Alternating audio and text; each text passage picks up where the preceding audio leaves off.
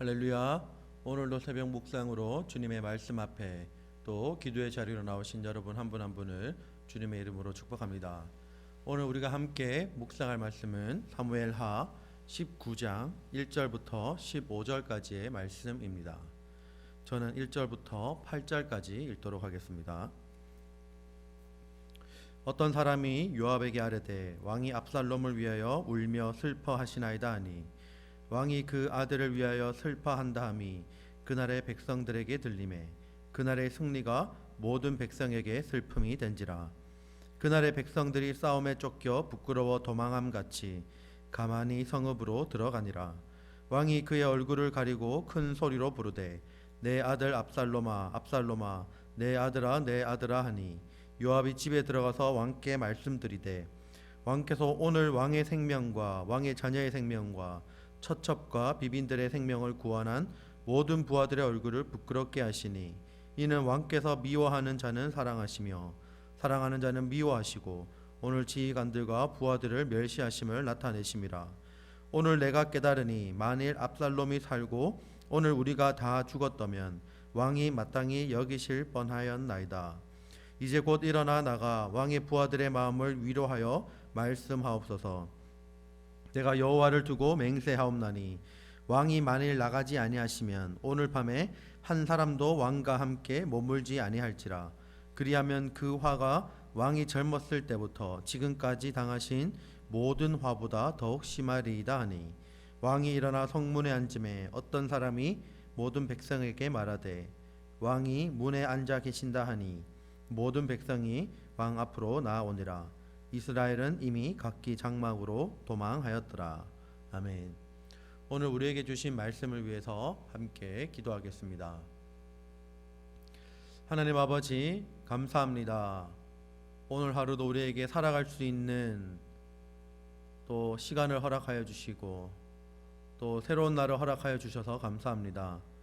하나님 우리에게 주신 이 하루를 온전히 하나님이 기뻐하시는 삶의 모습으로 살아가게 하여 주시고 하나님 그 모습으로 살아감에 있어서 하나님의 말씀이 기준되어 살아갈 수 있는 우리 모두가 되게 하여 주시옵소서.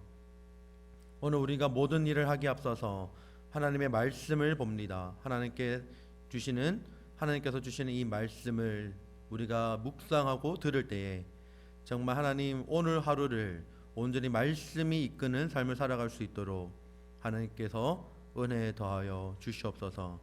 감사드리며 살아계신 예수님의 이름으로 기도합니다. 아멘. 오늘 우리에게 주신 말씀을 가지고 겸손함으로 듣는 용기라는 제목으로 함께 은혜를 나누도록 하겠습니다. 오늘 말씀을 보면 다윗이 그의 아들 압살롬의 죽음으로 인해 슬퍼하는 장면이 나옵니다. 그리고 이와 관련돼서 다윗의 처신에 대해서 다윗에게 직언을 하고 있는 요압의 모습이 함께 등장합니다. 그리고 8절에서는 다윗이 이 요압의 직언을 수용하고 성문에 앉아서 자신의 직무를 감당하는 내용이 나옵니다. 우리는 오늘 말씀 가운데 오늘 주시는 말씀을 통해서 다윗의 행동을 볼 수가 있습니다. 다윗의 행동을 통하여 타인의 충고를 적절하게 수용할 줄 아는 그 성숙함과 겸손하게 남의 말을 들을 수 있는 용기를 다윗은 지니고 있었음을 알 수가 있습니다. 앞선 사건이었던 밧세바와의 사건을 통해서도 우리가 나단 선지자의 말을 그 자리에서 수용하고 죄를 회개하던 다윗의 모습을 통해서 동일한 모습을 우리가 확인할 수 있습니다. 여기에서 더 나아가서 우리는 다윗이 이처럼 타인의 충고를 수용하는 자세 가운데 우리의 일반적인 이해를 넘어서는 더욱더 탁월한 겸손이 포함되어 있음을 우리가 알 수 있어야 합니다. 왜냐하면 지금 여기에는 다윗과 그에게 무언가를 말했던 사람들과의 신분 관계가 얽혀 있기 때문입니다. 다윗에게 요압이나 나단은 어쨌든 신하에 불과한 사람들이었습니다. 다윗은 반면에 한 국가의 절대 권력을 지닌 왕이라는 신분을 가지고 있었습니다. 따라서 왕인 다윗이 신하의 말을 즉각적으로 수용하는 것은 그리 쉬운 일이 아니었음을 우리가 알 수 있습니다. 그럼에도 불구하고 다윗은 이들 모두의 충언과 거기에 담겨진 의미를 정확하게 이해하였으며 그것이 옳을 때에는 신하의 말이라 할지라도 적극적으로 수용하고 그리고 그것을 실제적인 행동을 취할 때까지 그렇게 직접적인 행동을 하는 겸손한 모습을 다윗은 보여주고 있습니다. 사실 이러한 부분에서 다윗의 위대한 면이 드러납니다. 사람은 누구나 자기 나름대로의 생각과 그리고 자기 나름대로의 고집 그리고 자존심이 누구나 있죠. 그렇기 때문에 자신의 생각과 고집을 꺾고 다른 사람의 의견을 받아들인다라는 것은 말처럼 쉬운 일이 아닙니다.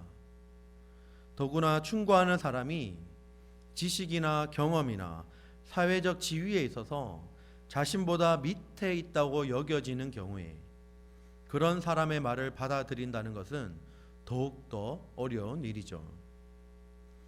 이러한 점에서 다른 사람의 정당한 충고를 받아들이는 것은 굉장히 큰 용기가 필요합니다. 그리고 그러한 사람은 우리가 생각하지 못하는 더 큰 복을 받게 됩니다. 성경에서 우리가 알 수 있는 예로는 바로 아람 사람 나아만을 들 수가 있을 것입니다. 나아만은 큰 용사였으며 그리고 자국 왕의 신임을 독차지했던 인물이었습니다. 하지만 그는 문둥병으로 고통받고 있었습니다. 그래서 그는 이스라엘 땅에서 온 한 여자의 공고를 듣고 자신의 병을 치료받고자 선지자 엘리사에게 나아갔습니다.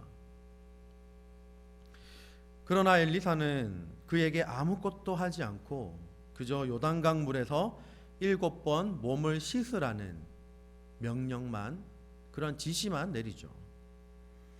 자신의 생각과 다른 말을 전해 들었던 나아만은 굉장히 노하였고 그리고 그냥 집으로 돌아가려고 하였습니다.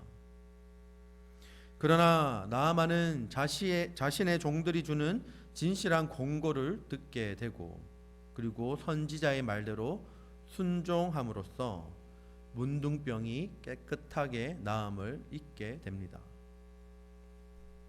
이렇게 다른 사람, 그것도 자기보다 신분이 낮은 사람의 정당한 충고를 받아들이는 것은 어려운 일이 분명하지만 그것을 받아들이는 자에게는 예상치 못한 복이 임하게 되는 것입니다. 이와는 반대로 다른 사람의 충고를 무시했다가 심판에 이른 사람도 있습니다. 바로 여호야김 왕이 그러했습니다. 여호야김 왕은 하나님께서 선지자 예레미야를 통해 말씀하실 때 하나님의 말씀을 비웃었으며 그리고 그 말씀을 기록한 두루마리를 불태웠습니다. 하나님께서는 이처럼 하나님의 말씀을 듣기 싫어하는 자들에게는 재앙을 부으실 것이라고 말씀하셨습니다.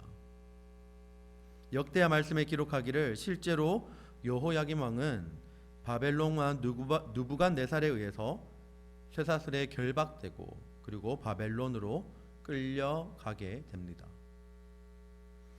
우리는 하나님께서 성경을 통해서 말씀하시지만 하나님께서는 심지어 짐승의 입을 통해서도 인간의 어리석음을 책망하셨음을 기억하면서 때로는 우리의 이웃이 주는 충고나 때로는 주변 사람들의 조언에 대해서도 우리가 신중하게 들을 수 있는 겸손함을 갖출 수 있기를 바랍니다. 사실 우리는 우리 중에 어떤 누구도 완벽할 수가 없습니다. 그렇기 때문에 항상 하나님이 원하시는 거룩과 하나님이 원하시는 그 완전함을 향해서 우리가 나아가야 하고 또 그렇게 살아가기 위해 애를 써야 합니다. 그 가운데 때로는 나보다 못한 사람으로 생각되는 사람이 혹은 나에게 주는 충고나 조언이 있을 때 그것을 겸손하게 듣고 옳은 길로 삶의 방향을 바꿀 수 있는 정말로 겸손한 용기를 가질 수 있는 우리 모두가 되기를 소망합니다. 이렇게 하는 것이 어렵기 때문에 용기가 필요한 것이며 신앙의 성숙을 위해서는 꼭 필요한 것입니다. 잠언 12장 15절 말씀에 이렇게 기록하죠. 미련한 자는 자기 행위를 바른 줄로 여기나 지혜로운 자는 권고를 듣느니라. 아멘. 오늘 본문 말씀은 사랑하는 아들을 잃고 잠시 왕으로서의 본분을 잊고 있었던 다윗과 또 그에게 다가가 충언을 하는 요압의 내용을 기록하고 있습니다. 우리도 때로는 세상을 살면서 힘들고 또 어려워서 주저앉기도 하고 또 때로는 곁길로 가기도 합니다. 그때 우리는 우리의 고집과 생각만을 주장할 것이 아니라 다른 사람의 소리에도 귀를 기울일 줄 알았던 이 다윗의 겸손한 용기를 본받아서 이 시대의 성숙한 성도로서 그리고 성숙한 그리스도인으로서 살아가는 것이 어떠한 것인지를 다시 한번 오늘 아침에 새길 수 있기를 주님의 이름으로 축복합니다. 오늘 우리에게 주신 이 말씀을 기억하며 함께 기도하기를 원합니다. 다윗은 요압의 충고에 요압의 직언에 겸손하게 들을 수 있는 용기가 있었습니다. 비록 자신보다 낮은 신하일지라도 그의 말에 귀를 기울일 줄 알았고 그리고 그것이 옳다라고 생각되면 그것을 바로 실천으로 옮길 만한 실천력과 행동력이 있었습니다. 오늘 아침 이 시간 다시 한번 기도할 수 있기를 원하는 것은 하나님 우리 가운데 겸손한 마음을 주셔서 때로는 나의 생각과 나의 고집 또 나의 자존심 이것들을 내려놓고 때로는 하나님께서 주변 사람들을 통해서도 말씀하신다라는 사실을 기억하고 주변 사람들의 충고와 조언에도 내가 겸손하게 귀를 기울이며 그것이 하나님이 원하시는 거룩의 방향으로 나아가는 길이라면 그것을 우리의 삶의 방향을 틀어버릴 수 있는 정말 하나님이 원하시는 방향으로 다시 한번 삶의 방향을 조정할 수 있는 우리 모두가 되게 해달라고 기도합시다. 그리고 오늘은 목요일입니다. 가정을 위해서 기도해 주시길 바랍니다. 혹시 가족 구성원들 가운데 몸이 아프신 분들을 있다면 간절한 마음으로 이 시간 기도할 수 있기를 바랍니다. 또한 아직까지 예수님을 믿지 않는 가족 구성원들이 있다면 간절한 마음으로 끝까지 포기하지 않고 믿음으로 이 시간 기도할 수 있기를 바랍니다. 그리고 끝으로 우리 바울 공동체를 위해서 기도해 주시기 바랍니다.